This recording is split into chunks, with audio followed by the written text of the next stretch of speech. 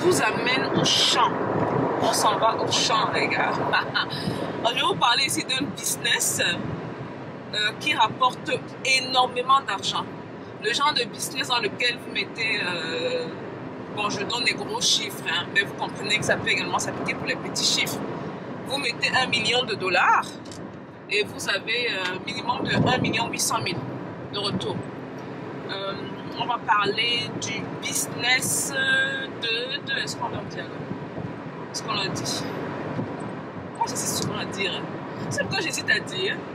Parce que beaucoup de gens dans la communauté seront prompts à prendre des formations et ne pas partager. C'est donc mon merci. Oui, merci, tu partages. Les gars, vous partagez la vidéo aussi. Si vous ne partagez pas la vidéo, je vous promets que l'information que vous allez prendre aujourd'hui n'aura aucun effet dans vos vies. On partage. Et si vous êtes nouveau sur la chaîne, abonnez-vous comme d'habitude et bienvenue à la maison. Ici, on est en Afrique, hein. On est entre nous les Noirs. On est à la maison. Donc, on va parler du business du soja. Là, on est en route pour voir un autre business encore plus rentable. Mais ce deuxième business, je vais le taire pour des raisons de confidentialité également. Mais il y a le business du soja qui rapporte énormément d'argent. C'est un business dans lequel, si je viens au Bénin, je mets mon million, je sais que dans les 4-5 mois qui vont suivre, je peux doubler cet argent-là en bénéfice. Hein. Je peux doubler cet argent. Donc, c'est ça, on va parler du soja.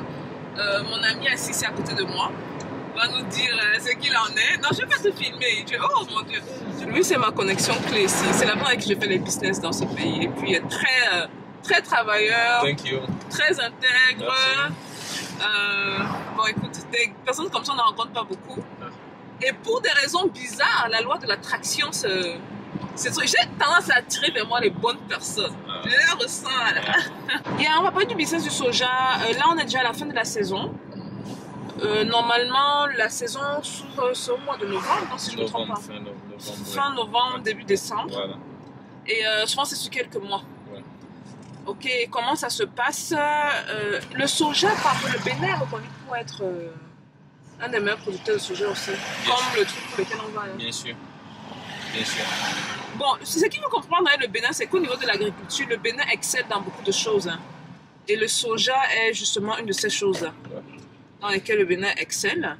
Donc, souvent, ce qui va se passer, c'est que on plante ces cultures ici. C'est souvent fait dans le nord. Okay? Et les Asiatiques sont des racheteurs, ils viennent racheter ici. Comme en novembre, par exemple, le kilo, pour ceux qui achetaient directement à la source, parce que là, nous sommes en train d'aller à la source, nous, de notre produit là, qui va être lancé d'ici peu. À la source, les gens payaient le produit à l'équivalent de quoi? 125 francs. 125 francs le kilo. Et ils revendaient aux Chinois, aux Indiens. C'était rendu, c'est rendu à combien là? Actuellement, ça tourne autour de 310. 310. Donc, vous prenez même pas de 2 fois. Hein. C'est plus de 2 fois. Plus de 2 fois le prix. Ok, donc le business du soja, c'est un business très rentable. Et si vous venez avec votre argent au Bénin, venez avec du cash. Et le cash, ça parle fort ici. Venez investir avec du cash. Venez guetter tout ce qui est agriculture, élevage, ça fonctionne, les gars. Et il y a des pays, souvent, ne se rendent pas compte à quel point on a tendance à regarder les gros pays. Oui, le Nigeria, tu vas te faire l'argent, oui, ceci. Moi, j'aime les marchés où les gens ne réalisent même pas le potentiel, quoi. Tu viens de te faire l'argent de fou. Ça, c'est un pays où vous mettez votre argent, si vous avez la bonne industrie, et vous doublez 100%. Vous doublez vos trucs. Certains vont se tourner vers les pays, soit en Afrique de l'Ouest, on parle plus, c'est quoi? Il y a la Côte d'Ivoire, qui vient beaucoup. Le Togo bien. Le Togo aussi. Au niveau des investissements, dans mon cercle d'investissement, c'est pas très. J'ai la Côte d'Ivoire, le Sénégal parfois revient. C'est plus la Côte d'Ivoire et le Sénégal, mais moi, mes investissements, le Bénin rapporte nettement plus. Si tu dois faire les comparaisons des chiffres, et bon, on va dire ça dépend également des domaines, hein, mais bon. Mais le Bénin, clairement. Donc, on va laisser mon ami ici qui ne veut pas dire son nom, nous expliquer un peu plus c'est quoi le business du soja. Entre-temps, on regarde la route, hein, on regarde un point et tout. Donc, vas-y, le business du soja, comment ça se passe? C'est un truc périodique. il y a la saison du soja. C'est notamment en novembre, ça commence quand la campagne est lancée. Tu vas en brousse, quand tu as tes sous, quand tu as tes millions, je prends par exemple, tu prends 5 millions. Tu vas en brousse, tu prends un magasin. Ce qui est plus conseillé, tu prends un magasin pour stocker tes produits. Tu n'iras pas dans un seul champ et avoir la quantité de soja que tu veux. Tu vas faire les tours. D'accord, tu vas faire le tour du village en fait. Dans chaque région, dans chaque village, de chaque petit coin pour acheter ces produits. Et il y a ce qu'on appelle les rapprochements. Les rapprochements se font généralement avec les bâchers, les tricycles. Voilà, donc avec ça, tu achètes chez les cultivateurs, tu achètes au prix bas, très très bas. Tu prends le kilo par exemple à 100 francs, ça dépend, 100 francs, 125, ça dépend de la négociation. Tu ramènes ces produits dans ton magasin, tu stockes et tu fais la routine tous les jours. Tu prends, tu vas chercher, tu stockes, tu stockes, tu stockes. Et quand tu stockes, dès que ça fait par exemple un chargement, tu peux prendre maintenant, tu peux attendre parce que l'État normalement, quand tu stockes, tu ne peux pas envoyer systématiquement si la campagne n'est pas lancée. Et donc, quand il dit campagne lancée, c'est pas le gouvernement. C'est pas le gouvernement, c'est le gouvernement qui dit bon, ok, à partir de tel jour, on peut commencer. On peut amener les produits en ville maintenant pour vendre aux étrangers, tout cela. Et souvent, c'est les étrangers qui viennent acheter parce que nous-mêmes, en Afrique, on n'a pas ces machines, on n'a pas... de transformation. Voilà.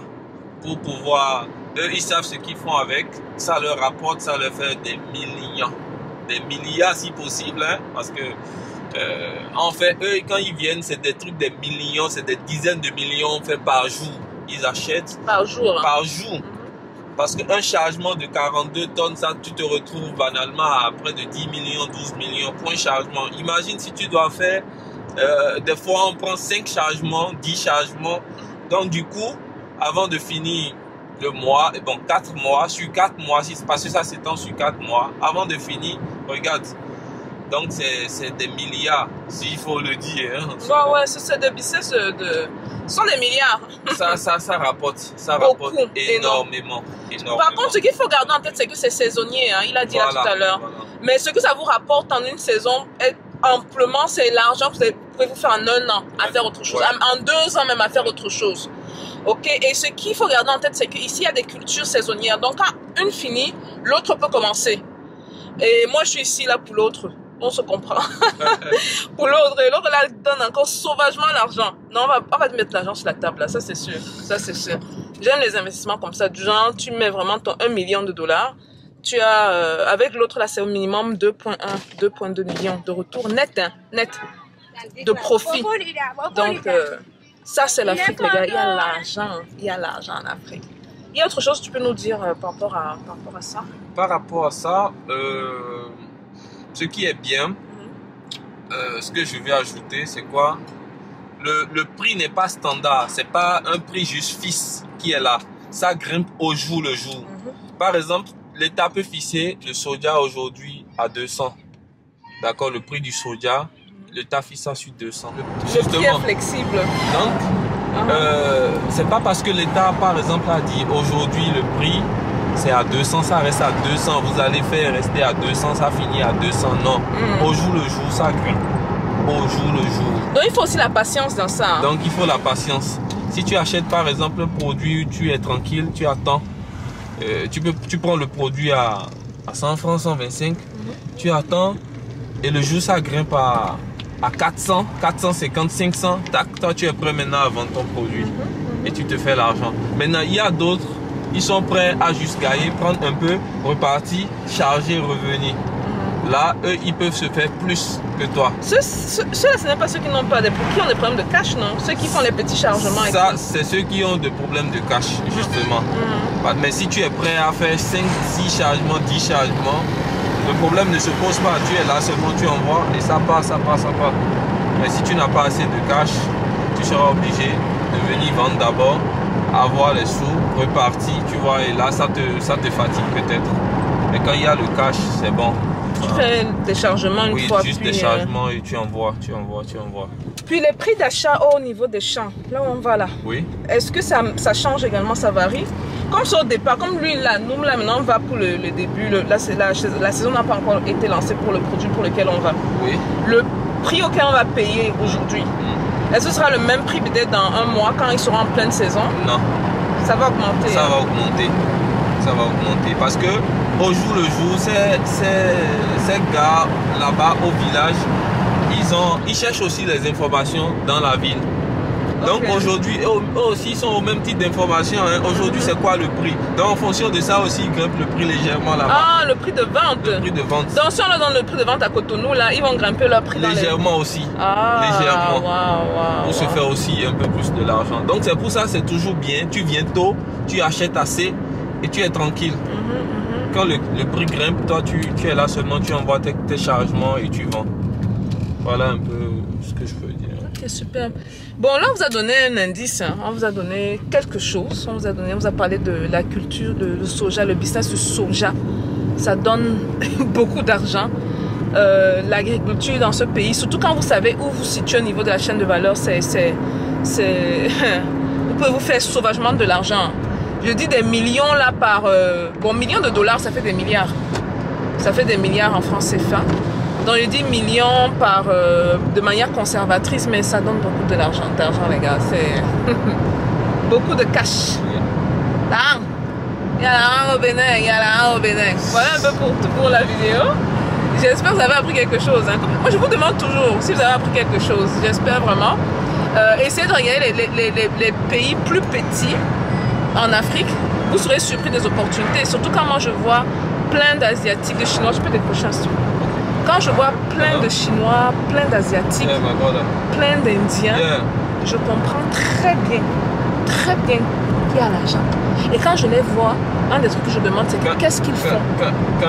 Et je veux faire la même chose. Mais maintenant, au-delà de... Parce qu'il faut voir au niveau de la chaîne de valeur, au-delà du secteur primaire qui boom ici, il faut bien sûr penser au secteur secondaire, l'industrialisation.